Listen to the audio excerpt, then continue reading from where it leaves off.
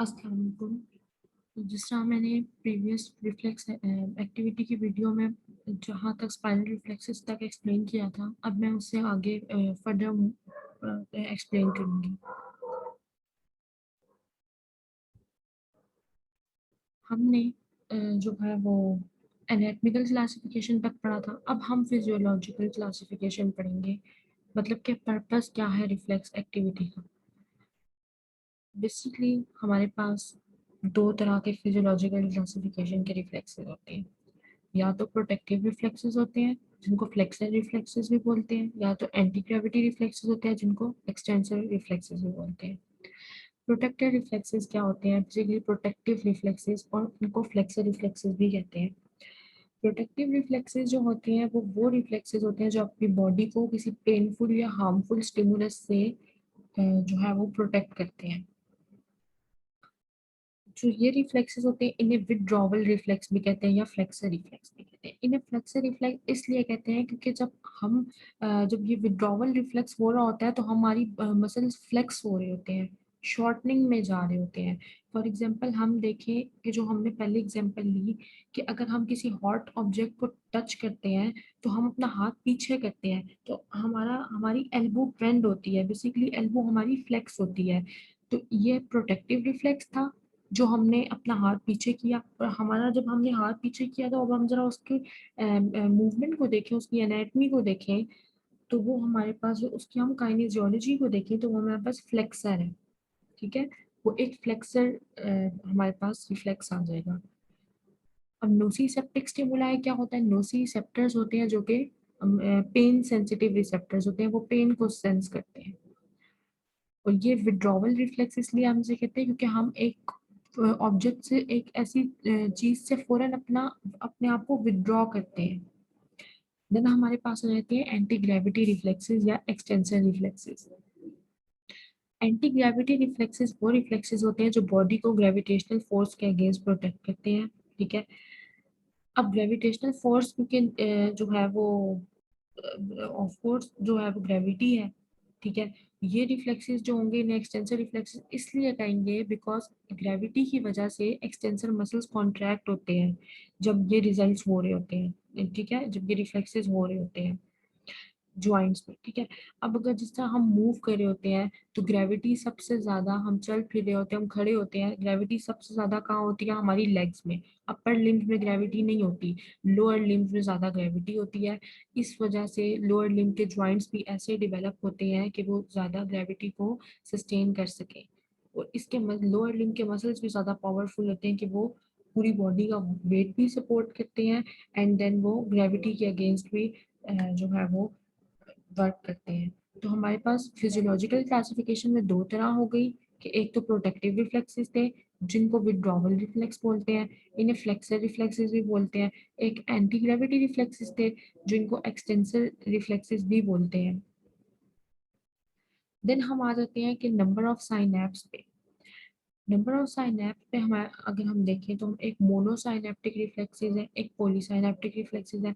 मोनोसाइनेप्टिक name से ही पता चल रहा है कि एक साइनैप्स बन रहा है, एक रिफ्लेक्स आर्क में एक साइनैप्स बन रहा है। फॉर एग्जांपल देखिए, स्ट्रेच रिफ्लेक्स जो है वो मोनोसाइनेप्टिक रिफ्लेक्स है और it is elicited due to stimulation of muscle spindle. अब ये जब तक डिमॉन्स्ट्रेशन नहीं होगी ये तब तक पता नहीं चलेगा कि स्ट्रेच रिफ्लेक्स कैसे है, और ये डिमॉन्स्ट्रेशन होती है फेस टू फेस। जब तक आप खुद बेसिकली ना परफॉर्म करवाएं तब तक आपको नहीं पता चलता। लेकिन स्ट्रेच रिफ्लेक्स की हम एज एन एग्जांपल याद रख लेते हैं कि ये मोनोसाइनेप्टिक रिफ्लेक्स है और इसकी स्टिमुलेशन मसल स्पिंडल से होती है। मसल स्पिंडल स्टिमुलाई देता है। बेसिकली होता क्या है कि जिस जॉइंट में आपने मूवमेंट करवानी है, ठीक है, फॉर एग्जांपल हम एल्बो जॉइंट की एग्जांपल ले लेते हैं। हमने क्या करना होगा? ह्यूमरस को फिक्स करना होगा। जो थेरेपिस्ट होगा वो ह्यूमरस को, पेशेंट की ह्यूमरस को फिक्स करेगा, एंड देन जो उसकी रेडियस एंड अल्ना होंगी ना, बेसिकली फोर आर्म को पकड़ के ट्रैक्शन देगा, यानी कि थोड़ा सा स्ट्रेच करेगा, हल्का सा स्ट्रेच, ताकि उसको पेन ना फील हो। लेकिन उस स्ट्रेच रिफ्लेक्स से क्या होगा? एक रिफ्लेक्स आर्क जनरेट हो जाएगी। ठीक है, तो वो स्ट्रेच रिफ्लेक्स होगा और वो एल्बो जॉइंट को फिर स्टिमुलेट करने के लिए दिया जाएगा, एल्बो जॉइंट के मसल स्पिंडल्स को। ठीक है, यहाँ से स्टिमुलेशन जाएगी ब्रेन तक कि यहाँ ये जॉइंट मूव होने लगा है, एक पूरा पाथवे डेवलप हो जाएगा। देन हमारे पास आते हैं पोलीसाइनेप्टिक रिफ्लेक्सेस। पोलीसाइनेप्टिक रिफ्लेक्सेस वो रिफ्लेक्सेस होते हैं जिनमें मोर देन वन साइनेप्स हो रहा होता है इन अ रिफ्लेक्स आर्म, ठीक है। इसमें हमारे पास फ्लेक्सर विड्रॉवल रिफ्लेक्स आते हैं, ठीक है, ये पोलीसाइनेप्टिक रिफ्लेक्स है। फ्लेक्सर रिफ्लेक्सेस या विड्रॉवल रिफ्लेक्सेस या प्रोटेक्टिव रिफ्लेक्सेस मैंने भी पीछे एक्सप्लेन किए थे। देन हमारे पास आ जाता है कि जो रिफ्लेक्स जनरेट हो रहा है वेदर ये सोमैटिक है या विजुअल रिफ्लेक्स है। अब ये सोमैटिक रिफ्लेक्स जो है ना, इसका मतलब क्या है कि सोमैटिक नर्व फाइबर यानी कि सेंसरी नर्व फाइबर से रिफ्लेक्स आर्क जनरेट हो रही है, ठीक है। यानी कि जो पाथवे है वो सोमैटिक है, आपको कोई चीज सेंसरी थी, कोई चीज आपने सेंस की, ठीक है। इन रिफ्लेक्सेस में कौन सी चीजें इन्वॉल्व होती हैं, स्केलेटल मसल्स इन्वॉल्व होते हैं बेसिकली, ठीक है। इसमें फ्लेक्शन या एक्सटेंशन होगी डिफरेंट जॉइंट्स पे ड्यूरिंग दीज रिफ्लेक्सेस। इसका मैंने बताया कि एक फ्लेक्सर विड्रॉवल रिफ्लेक्स होगा, एक एक्सटेंशन रिफ्लेक्स होगा, ठीक है, वो जो एंटी ग्रेविटी रिफ्लेक्स होता है, तो वो हमारे पास सोमैटिक रिफ्लेक्सेस में आ जाते हैं। देन हमारे पास विजुअल रिफ्लेक्सेस होते हैं, इनको ऑटोनॉमिक रिफ्लेक्सेस भी बोलते हैं। सोमैटिक हमारे फिर कंट्रोल में होते हैं और ऑटोनॉमिक बिल्कुल हमारे कंट्रोल में नहीं होते, जो विजुअल होते हैं। विजरा हमारे इंटरनल ऑर्गन्स को कहते हैं, तो जो इंटरनल ऑर्गन से प्रोड्यूस हो रहे हैं हम विजुअल रिफ्लेक्सेस कहेंगे। ये ऑटोनॉमिक नर्व फाइबर्स से फॉर्म होते हैं, ठीक है। इन रिफ्लेक्सेस में क्या होता है कि इनमें कौन से मसल्स होते हैं, इनमें स्मूथ मसल्स होते हैं। स्केलेटल मसल्स कौन से होते हैं, जो वॉलेंट्री होते हैं बेसिकली। स्मूथ मसल्स जैसे कि कार्डिक मसल हो गए, क्योंकि हम उनको खुद तो नहीं मूव कर सकते ना, तो वो इनवॉलेंट्री हो गए। इसमें ये इन्वॉल्व होते हैं विजरल में, क्योंकि हार्ट एक विजरा है, इसी तरह लंग्स विजरा है, ठीक है। अब विजरल रिफ्लेक्सेस में प्यूपिलरी रिफ्लेक्सेस आ जाते हैं, गैस्ट्रो इंटेस्टिनल रिफ्लेक्सेस आ जाते हैं, कार्डियोवास्कुलर रिफ्लेक्सेस आ जाते हैं, रेस्पिरेटरी रिफ्लेक्सेस आ जाते हैं। बिकॉज जितने भी ये ऑर्गन्स हैं या विजरास हैं, ये जो है ये इनवॉलेंट्री है, हम इनसे डील नहीं कर सकते खुद। अब इसमें जो है स्वेलोइंग, कफिंग और वॉमिटिंग जो है उनको भी विजुअल रिफ्लेक्स कंसीडर किया जाता है। स्वेलो हालांकि हम खुद करते हैं, लेकिन क्योंकि ये एक विजरा से प्रोसेस हो रहा है ना, tongue then pharynx then oesophagus. Coughing में क्या है कि रिवर्स प्रोसेस है, वॉमिटिंग में भी रिवर्स प्रोसेस है, कफिंग में जो है वो रेस्पिरेशन का रिवर्स है। तो ये भी सारे विजुअल रिफ्लेक्सेस आएंगे, बिकॉज ये भी विजरा से हो रहे हैं। कफिंग जिस तरह लंग्स से हो रहा है एंड वॉमिटिंग स्टमक से हो रहा है। देन क्लिनिकल बेसिस पर जो डिपेंड करते हैं रिफ्लेक्सेस, वो कौन से हैं, वो बेसिकली हमारे पास 4 टाइप्स हैं। सुपरफिशियल रिफ्लेक्सेस हो गए, यानी कि जो स्किन के रिफ्लेक्सेस होते हैं, ठीक है, जो स्किन के होते हैं और जो म्यूकस मेम्ब्रेन के होते हैं। फॉर एग्जांपल ये जो नोज की इंटरनल लाइनिंग है म्यूकस, या ये जो लिप्स के अंदर लाइनिंग है, ठीक है, या एनल। इसके अलावा डीप रिफ्लेक्सेस होते हैं, वो इंटरनल रिफ्लेक्सेस होते हैं, जो बेसिकली मसल्स के होते हैं। विजुअल रिफ्लेक्सेस होते हैं, जो मैंने अभी पहले एक्सप्लेन किया कि वो ऑर्गन्स के होते हैं। पैथोलॉजिकल रिफ्लेक्सेस होते हैं, जो किसी प्रॉब्लम को, जो कोई आपके साथ पैथोलॉजी या कोई डिजीज है उसको चेक करने के लिए वो रिफ्लेक्सेस परफॉर्म किए जाते हैं। सुपरफिशियल म्यूकस मेम्ब्रेन रिफ्लेक्सेस कौन से होते हैं हमारे पास, इसमें हमारे पास नंबर फर्स्ट है कॉर्नियल रिफ्लेक्स। कॉर्नियल रिफ्लेक्स जो है, इसमें क्या, इसका स्टिमुलस क्या देते हैं, ठीक है। इसका स्टिमुलस ये होता है, ये बेसिकली क्लिनिकल बेसिस वाले वो होते हैं हमारे पास जो हमने खुद परफॉर्म करने होते हैं एज अ थेरेपिस्ट, ठीक है। अब कॉर्नियल रिफ्लेक्स है तो उसमें हमने कॉर्निया को इरिटेशन उसमें कॉज करनी है। किस तरह कॉज करेंगे, या तो आप जो है वो ईयरबड होता है उसके आगे कॉटन लगी हुई होती है, उससे इरिटेशन कॉज करेंगे, या फिर आप जस्ट कॉटन को हैंड में पकड़ के उससे इरिटेशन कॉज करेंगे, ठीक है। उसका रिस्पॉन्स क्या होगा कि आंख में पानी आएगा और आंख बंद हो जाएगी, ब्लिंक करेगी आंख, ठीक है। इसमें हमारे पास एफरेंट नर्व कौन सी होगी, जो बेसिकली सेंटर तक रिस्पॉन्स लेके जाएगी, फिफ्थ क्रेनियल नर्व होगी हमारे पास, ठीक है, यानी कि ट्राइजेमिनल नर्व होगी। देन इसका सेंटर कौन सा होगा, पॉन्स होगा, ब्रेन का सेंटर पॉन्स, ठीक है। फिफ्थ क्रेनियल नर्व पॉन्स तक लेके गई रिस्पॉन्स, पॉन्स ने आगे इफेक्टिव इफरेंट नर्व जो है वो सेवंथ क्रेनियल नर्व तक जो है वो पहुंचाया अपना रिस्पॉन्स। और वो हमारे पास कौन सी होती है, सेवंथ फेशियल नर्व, ठीक है। अब फिफ्थ क्रेनियल नर्व ने पोन्स तक पहुंचाया, पोन्स ने जो है इफेंट नर्व को अपना रिस्पांस दिया कि जो बेसिकली सेवंथ क्रेनियल नर्व है कि वो जो है वो आई लिड्स को जाके क्लोज करवाए, एंड आई लिड्स के मसल थे इफेक्टर, जो हमने यहाँ रिस्पांस में देखा कि closure of eyelids, blink आए तब करेगी, आए तब बंद होती है ना जब आई लिड ऊपर से उसको कवर कर देती है, ठीक है। देन हमारे पास कंजंक्टाइवल रिफ्लेक्सेस आ गए। इसमें हमने कंजक्टाइवा में इरिटेशन कॉज करनी है इन द सेम मैनर। कोई भी कॉटन बर्ड ले, उससे कंजक्टाइवा क्या होता है, बेसिकली ये जो लाइनिंग होती है आईलिड्स के अंदर, ठीक है, इसमें इरिटेशन कॉज करेंगे, आई ब्लिंक करेगी। इसमें भी क्या होगा कि फिफ्थ क्रेनियल नर्व जो है वो पॉन्स तक मैसेज लेके जाएगी, पॉन्स देन अपना रिस्पॉन्स प्रोड्यूस करेगा टू दैट इम्पल्स और मैसेज, सेवंथ क्रेनियल नर्व को भेजेगा कि आप दोबारा से ब्लिंकिंग ऑफ आई करवाएं, ठीक है। देन हमारे पास नेजल रिफ्लेक्स आ गया, इसको हम स्नीजिंग रिफ्लेक्स भी कहते हैं। ये प्रोटेक्टिव रिफ्लेक्स है। अब प्रोटेक्टिव रिफ्लेक्स जो है वो उसको हम देखते हैं बाद में, लेकिन पहले हम जरा इसको देख लेंगे स्टिमुलस को क्या मिलेगा। इसको हमारे नेजल म्यूकस मेम्ब्रेन में यानी कि नाक के अंदर इरिटेशन कॉज होगी, ठीक है, और फिर इसका रिस्पॉन्स क्या होगा कि हम छींकेंगे, विल स्नीज, ठीक है, स्नीजिंग रिस्पॉन्स होगा। बेसिकली जो एफरेंट नर्व होगी वो फिफ्थ क्रेनियल नर्व ही होगी, वो अपना इम्पल्स लेके जाएगी सेंटर तक, that is motor nucleus of fifth cranial nerve, ठीक है, यहाँ तक लेके जाएगी।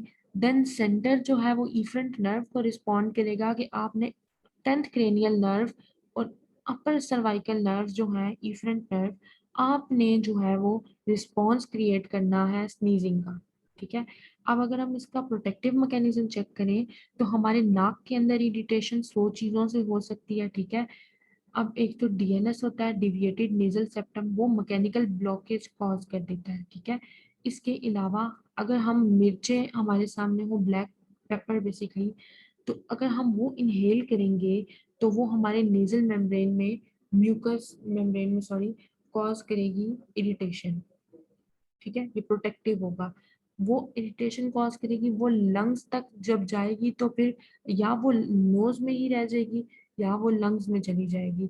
अगर वो नोज में रह जाएगी तो भी हमें छींक आ जाएगी कि वो नोज से भी बाहर आ जाए। तो अगर वो अंदर फॉर एग्जांपल चली जाती है लंग्स तक, तो लंग्स का अपना प्रोटेक्टिव मैकेनिज्म होगा, वो जो है वो इससे स्नीजिंग रिफ्लेक्स एक्टिवेट कर देंगे। देन हमारे पास फेरेंजियल रिफ्लेक्स आ जाता है। फेरेंजियल रिफ्लेक्स में हमने फेरेंजियल म्यूकस मेम्ब्रेन की इरिटेशन करवानी है, यानी कि गले के अंदर।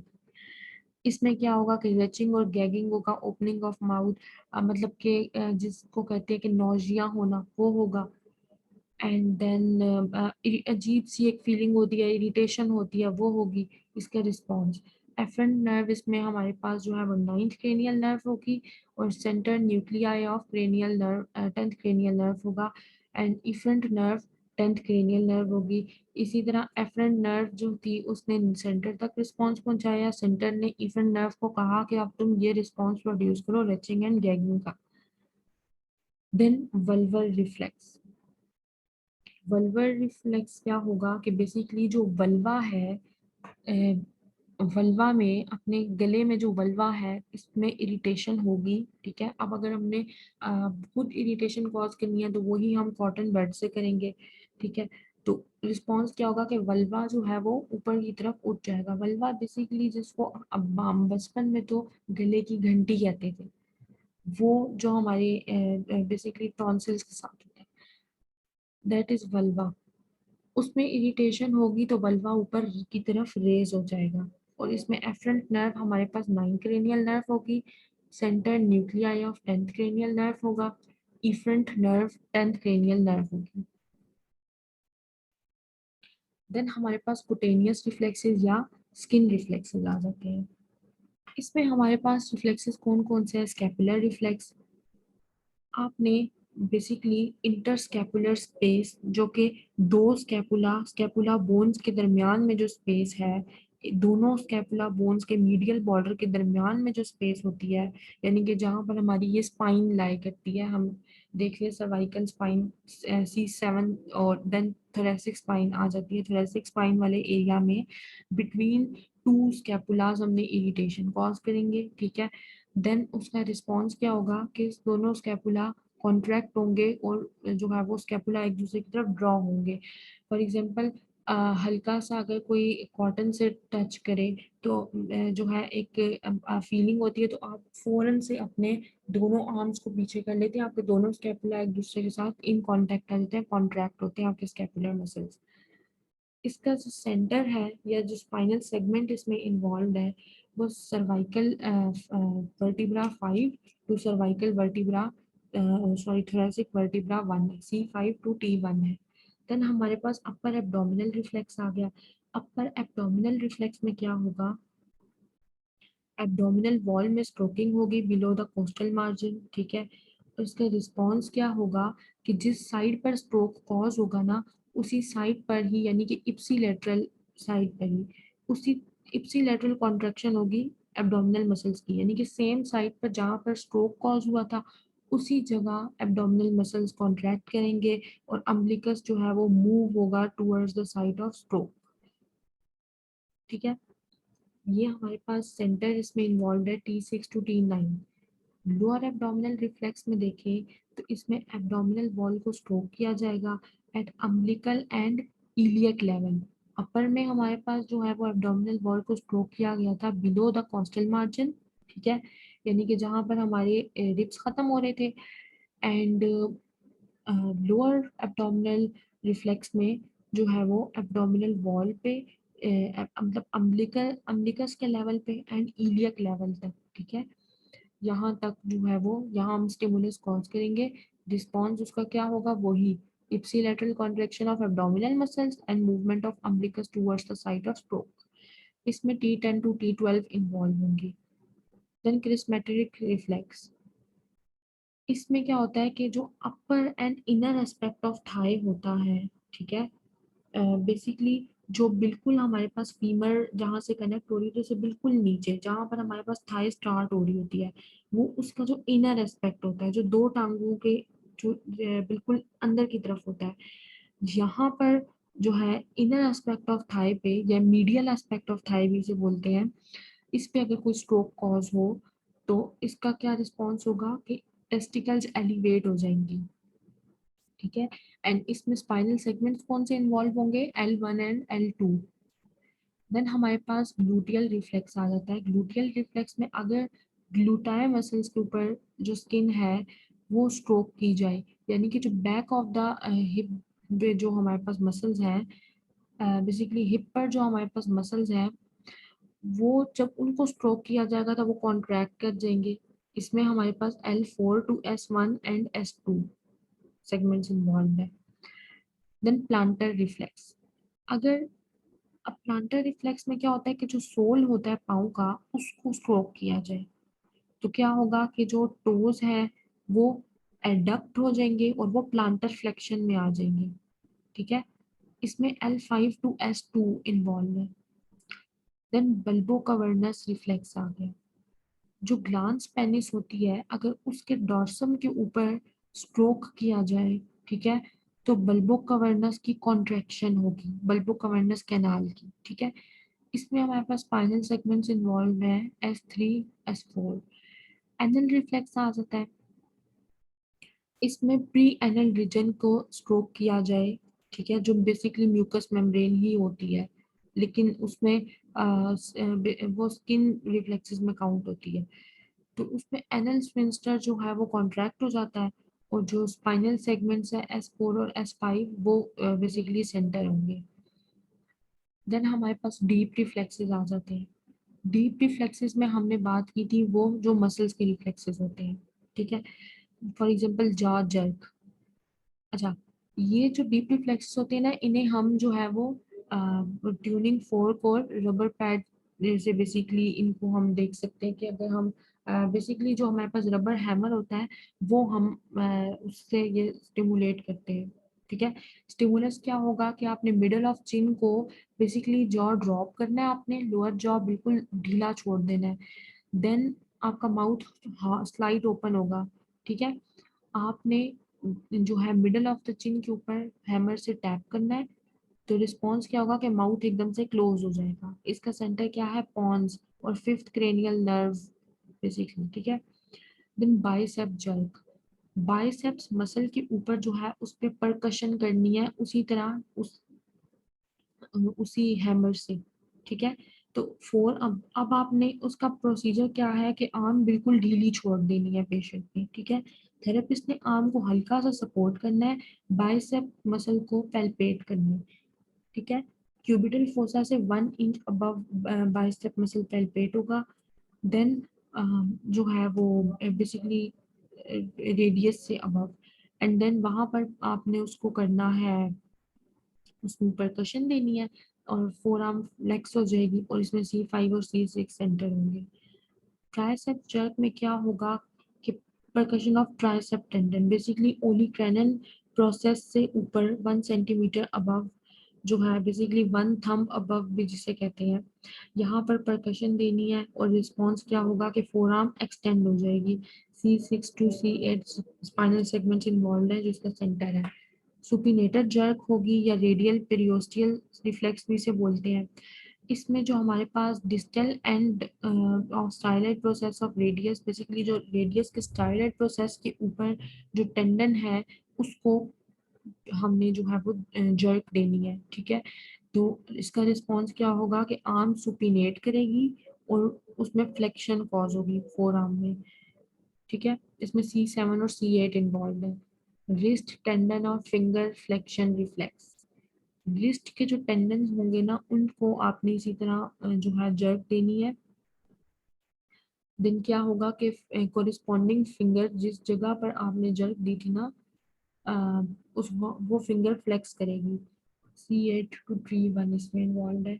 नी जर्क और पेटेलर टेंडन रिफ्लेक्स, इसमें पेटेलर लिगामेंट की आपने परकशन देनी है, ठीक है। पेटेलर लिगामेंट कहाँ होगा, नी ज्वाइंट के एंटीरियर एस्पेक्ट पे 1 सेंटीमीटर बिलो या 1 थंब बिलो आप पैल्पेट कर सकते हैं पेटेलर लिगामेंट को। उस जगह आपने परकशन देनी है एंड लेग एक्सटेंड हो जाएगी।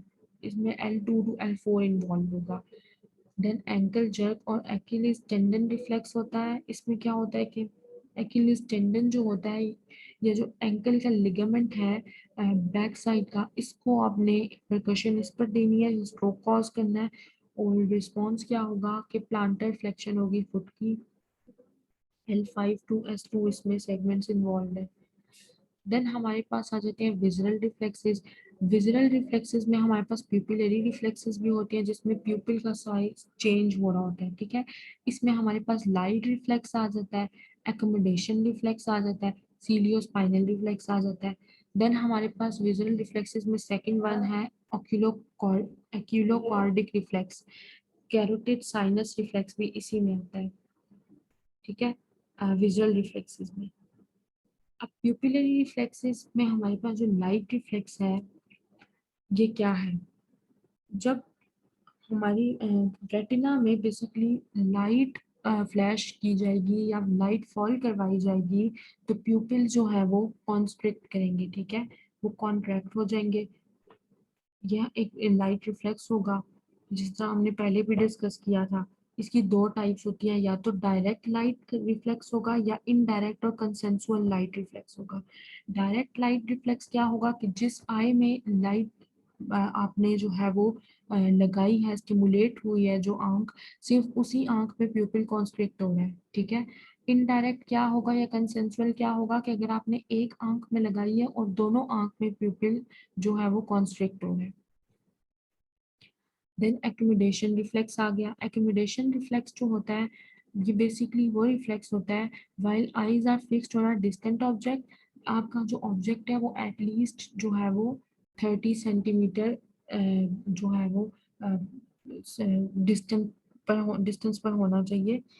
उस ऑब्जेक्ट को आप एक चीज को आपने फिक्स कर दिया, ठीक है, आपने उसके साथ एक और चीज ला के रख दी, ठीक है, आप आपकी आईज उसके ऊपर फिक्स है, आप उस एक ऑब्जेक्ट को देख रहे हैं, उसके साथ अगर कोई और ऑब्जेक्ट ला के रख दिया जाए, ठीक है, आई के बिल्कुल करीब, तो क्या होगा कि विजन जो है वो फार ऑब्जेक्ट से नियर ऑब्जेक्ट पे शिफ्ट हो जाएगा।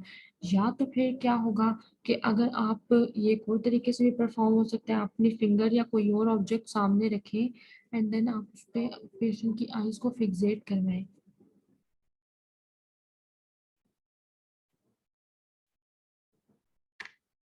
एकोमोडेशन रिफ्लेक्स में क्या होता है कि अगर आप आईज एक ऑब्जेक्ट पर फिक्स करवाएं, ठीक है, डिस्टेंट ऑब्जेक्ट पर, एंड देन आप उस ऑब्जेक्ट को क्लोजर ले आए, ठीक है, अब एटलीस्ट वो 30 सेंटीमीटर जो है वो डिस्टेंस पर पड़ा होना चाहिए ऑब्जेक्ट, ठीक है।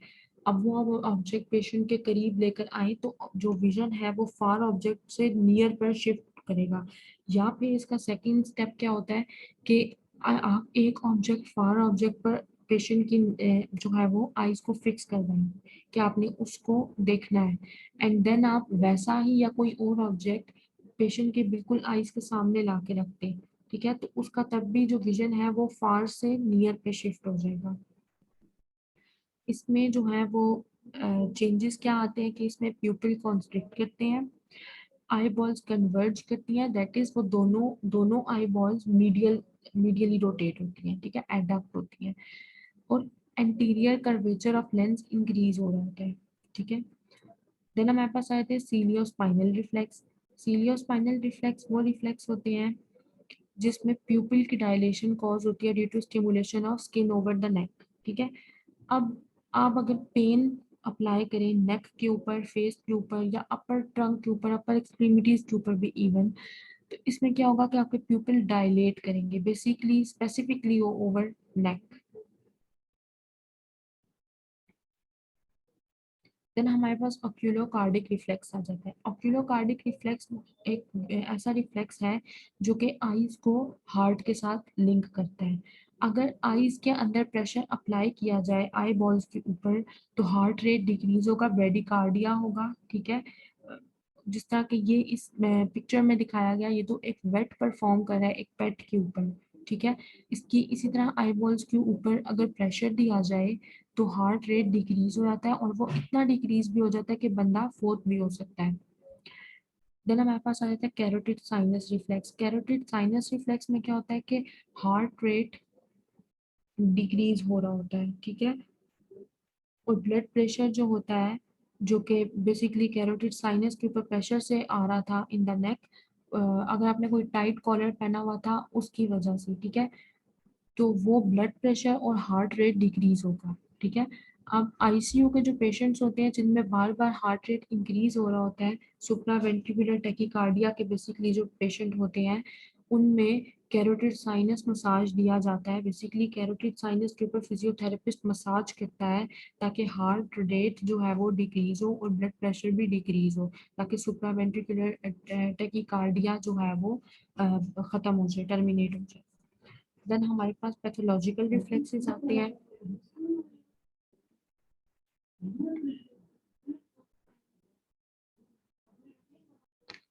देन आ जाते हैं हमारे पास पैथोलॉजिकल रिफ्लेक्सेस।